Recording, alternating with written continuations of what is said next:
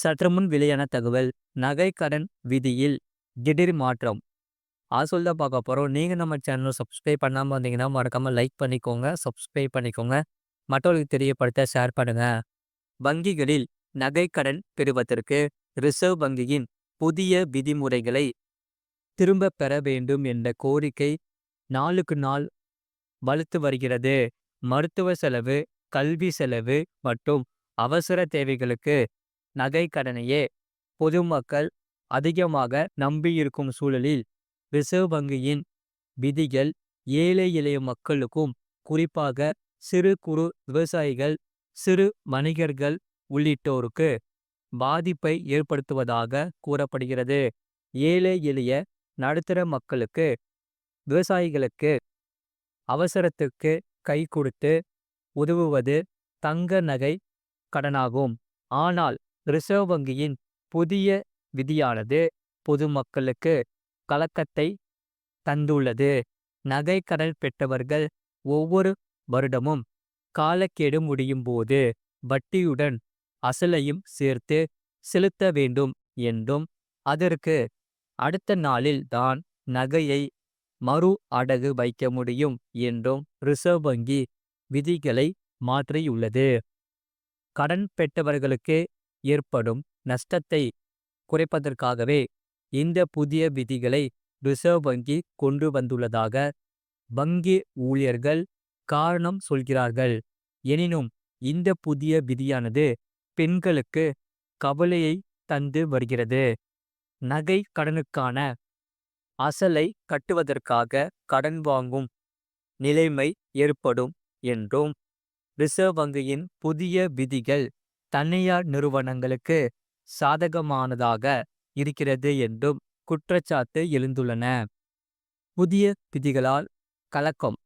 அது மட்டுமல்ல, தேசிய மயமாக்கப்பட்ட வங்கிகள் தனியார் வங்கிகளில் வட்டி கடைகளை விட வட்டி குறைவு என்பதால்தான் அவசர தேவைக்கு நகை கடன் அடகு வைக்க கடன் பெற தேசிய தனியார் வங்கிகளையே பலரும் நம்பியிருக்கிறார்கள்.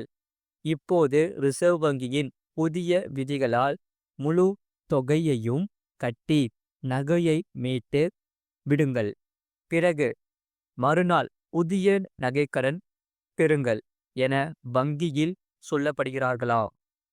இதை கேட்டு பதறிப்போகும் மக்கள் தங்களது நகைகள் ஏலத்துக்கு சென்றுவிடக்கூடாது என்பதற்காக அதிக வட்டிக்கு வெளியில் பணம் வாங்கி நகையை மீட்டு மீண்டும் அடகு வைக்க வேண்டிய நிலைமைக்கு ஆளாவதாக வருத்தத்துடன் சொல்கிறார்கள்.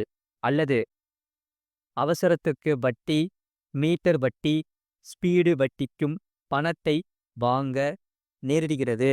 பிறகு இவர்களுக்கு தனியாக வட்டியை தர வேண்டியிருக்கிறது. பழைய நிலைமை தொடர வேண்டும்.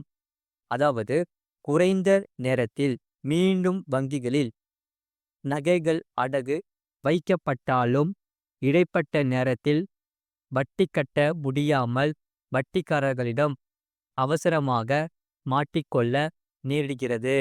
வங்கியில் அடகு வைத்துள்ள நகைகளை முழுவதும் பணம் செலுத்தி திருப்பி மறுநாள்தான் மீண்டும் அடகு வைக்க முடியும் என்று தெரிவிக்கப்பட்டுள்ளதால் வட்டி மட்டும் கட்டி அதே தினத்தில் மறு அடகு வைக்க முடியாது.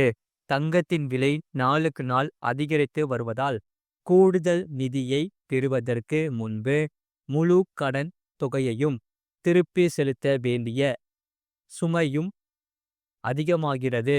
இதனால் முறைசாரா கடன் அல்லது தனியாரிடம் அதிக வட்டிக்கு கடன் வாங்கும் நிலையை உருவாக்கிவிடும்.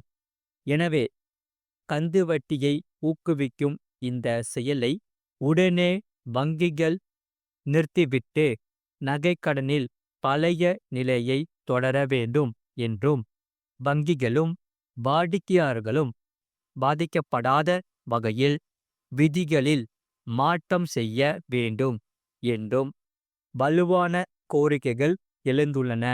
அது மட்டுமில்லாமல் தனி பட்டா வேண்டுமா, கூட்டு பட்டாவில் இருந்து பிரிப்பது எப்படி சுலபமாக வழிமுறை. அதாவது நில உரிமையாளர்கள் அனைவரும் வைத்திருக்க வேண்டிய ஆவணம் பட்டா.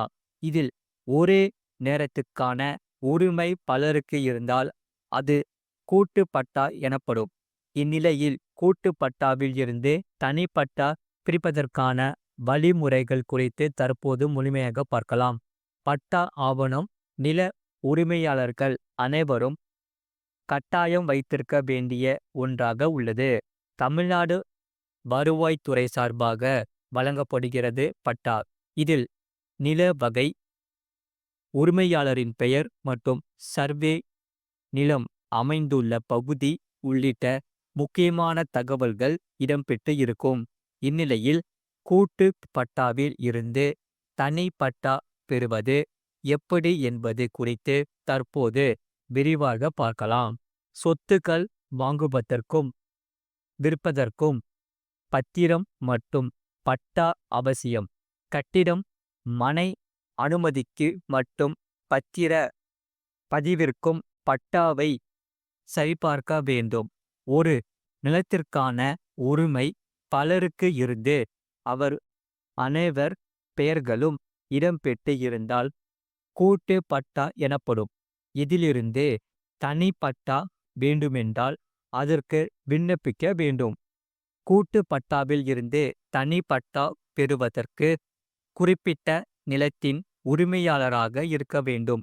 நிலத்தை பறிந்து தனியாக பட்டா பெறுவதற்கு பிற உரிமையாளர்களின் ஒப்புதல் வேண்டும். பிரிக்கப்பட்ட வேண்டிய பட்டாவிற்கான நிலத்தின் அளவு தெளிவாக வரையறுக்கப்பட்டு சம்பந்தப்பட்ட நிலம் உரிமை சிக்கல்கள் எதுவும் இல்லாமல் இருக்க வேண்டும்.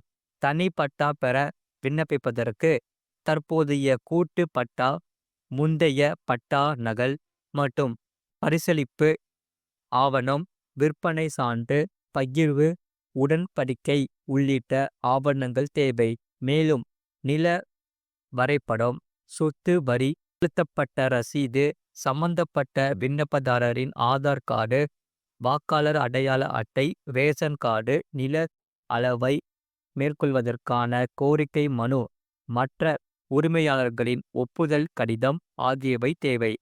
தனி பட்டா பெறுவதற்கு விண்ணப்பதாரர் அங்கர் ஊர் தாசில்தார் அலுவலகத்திற்கு சென்று பட்டா பிரிப்பு விண்ணப்பத்தை நிரப்பி அளிக்க வேண்டும்.